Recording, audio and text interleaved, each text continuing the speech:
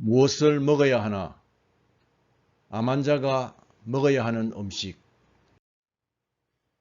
잘못된 식생활이 암을 유발합니다.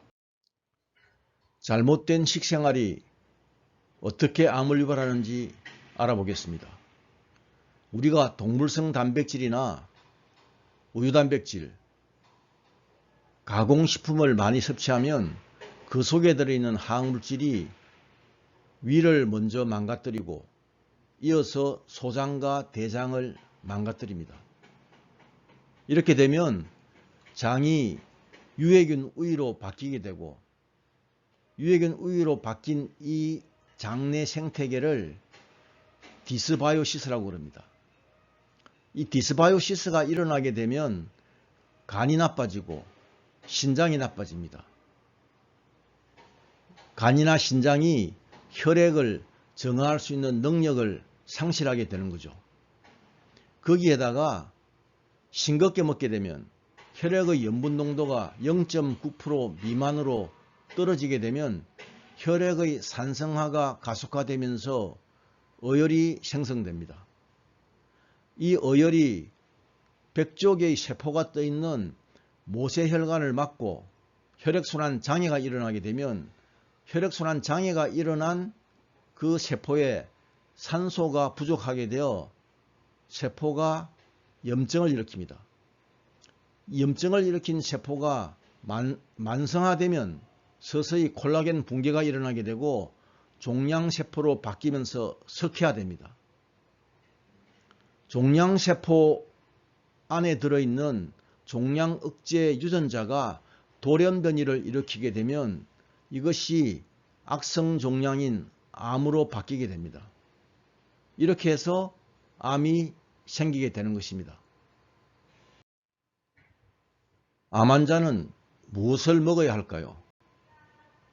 항암치료를 받고 있는 사람이나 항암치료를 받지 않는 사람이나 다 똑같이 먹어야 합니다. 암 환자는 유기계름알이 들어있는 생수를 마시는 게 좋습니다. 유기계름알이 들어있는 자연수는 육각수의 비율이 높습니다. 건강한 세포는 육각수를 좋아하고 암세포는 육각수를 싫어합니다. 건강한 세포의 체계는 육각수가 62%, 오각수가 24% 비율로 존재하고 암세포의 체계는 오각수가 60% 이상 존재합니다. 세계 최초로 육각수 이론을 정립한 전무식 박사는 생지의 암세포에 대한 육각수 실험을 했습니다. 그 실험 결과 생지에게 육각수를 나흘 마신 다음 검사를 하니 암세포가 200만 개에서 2만 개로 줄어들었고 보통 물을 나흘 마신 후 검사를 하니 암세포가 10만 개에서 300만 개로 증가했다고 합니다. 육각수가 많이 들어있는 생수를 하루에 1.5리터에서 2리터 섭취하여 세포를 만성 탈수로부터 보호하면 암에 걸리지 않는 건강한 몸을 유지할 수 있습니다. 암 환자는 9번 구운 흰죽임을 먹는 것이 좋습니다. 암 환자가 9번 구운 흰죽임을 매일 먹게 되면 체액을 0.9% 염분 농도를 가진 pH 7.4 약알칼리성 전해질로 유지할 수 있습니다. 건강한 사람의 체액의 염분 농도는 0.9%입니다.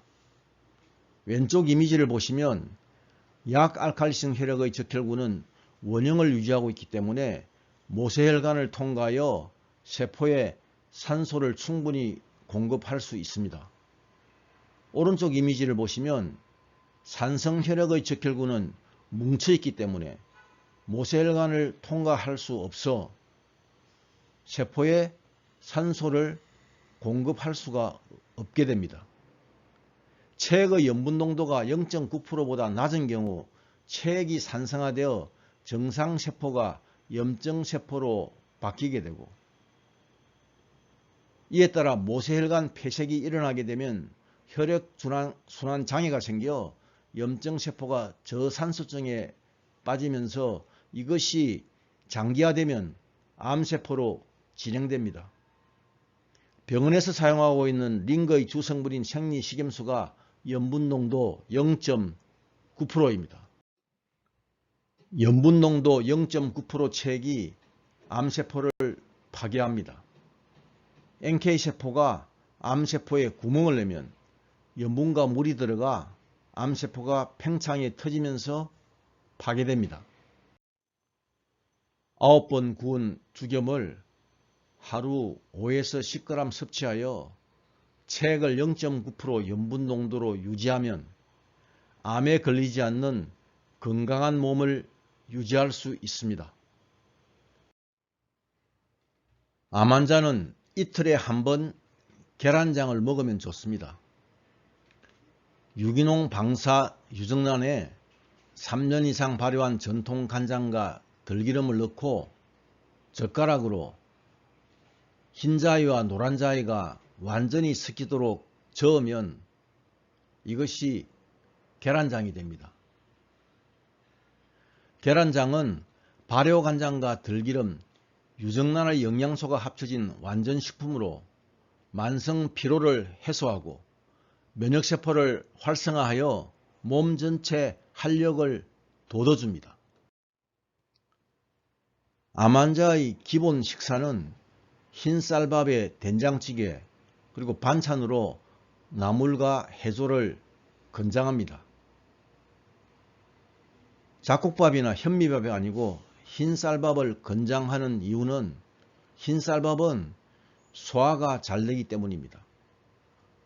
그렇다면 현미나 잡곡에 들어있는 그 배아에는 비타민 B1, B2가 주로 들어있죠.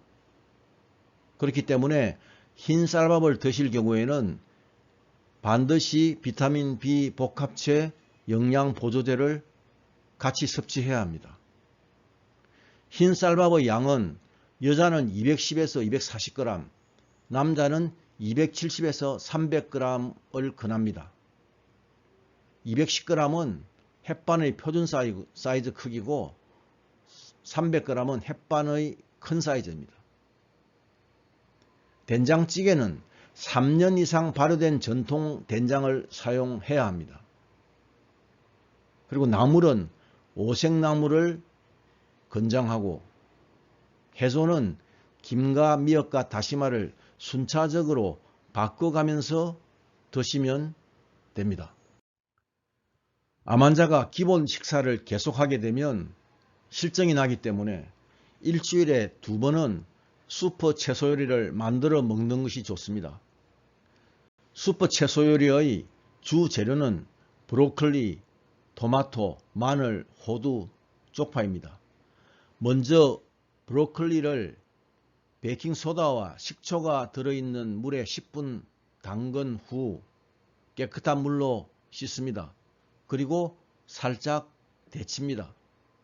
데친 브로콜리를 작게 자르고 토마토도 자르고 마늘은 슬라이스를 하고 호두는 잘게 자르고 쪽파는 3등분으로 자른 후 무쇠 후라이팬에 넣은 다음 죽염과 후추를 뿌리고 올리브 오일을 넣은 후 볶습니다. 그러면 슈퍼 채소 요리가 완성됩니다. 암 환자는 흡수율과 생체 유용률이 높은 비타민, 미네랄, 항산화제를 반드시 섭취해야 합니다. 암 환자는 비타민, 미네랄, 항산화제의 생체 요구량이 급격히 증가하고 항암 치료를 받을 경우 항암제의 부작용을 줄여주기 때문에 매일 섭취해야 합니다. 암 환자는 약용 버섯 달인물이나 MD 프랙션을 섭취하는 것이 좋습니다. 약용 버섯 성분 중 항암 작용을 하는 것은 1316 베타글루칸입니다. 고송이 버섯에는 1316 베타글루칸이 100g당 43g, 잎새버섯에는 100g당 15에서 20g, 아가리쿠스나 영지버섯에는 100g당 8에서 15g이 들어있습니다. MD 프렉션은 일본 마이다케에서 1316베타그루칸만 추출한 항암 보조제입니다. 일본 마이다케는 잎새버섯의 일종입니다.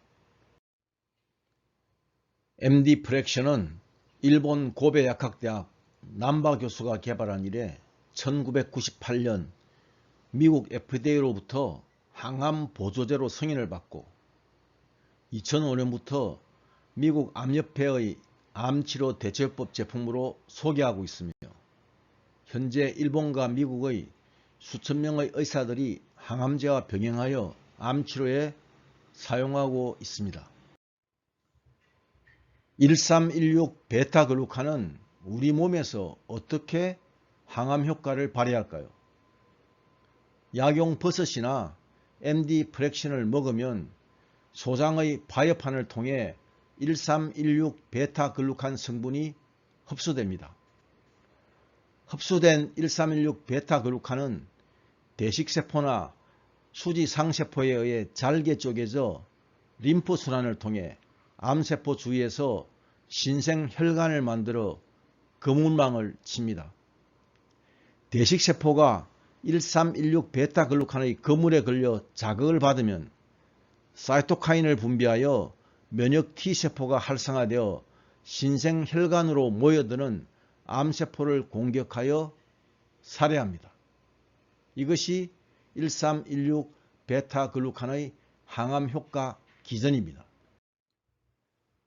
지금까지 말씀드린 암 환자가 먹어야 하는 음식에 대해 다시 정리해서 말씀드리겠습니다. 첫째, 유기게르마늄이 들어있는 생수를 마신다. 둘째, 9번 구운 흰죽임을 먹는다. 셋째, 이틀에 한 번 계란장을 먹는다. 넷째, 기본 식사는 흰쌀밥, 된장찌개, 나물, 해조로 한다. 다섯째, 일주일에 2번 슈퍼 채소 요리를 만들어 먹는다. 여섯째, 흡수율과 생체 이용률이 높은 비타민, 미네랄, 항산화제를 섭취한다. 일곱째, 약용 버섯 달인물이나 MD 프렉션을 섭취한다. 암 환자는 무엇을 먹지 말아야 하고 무엇을 먹어야 할 것인지 바로 알고 이를 매일 실천해야 암으로부터 자유로워질 수 있습니다.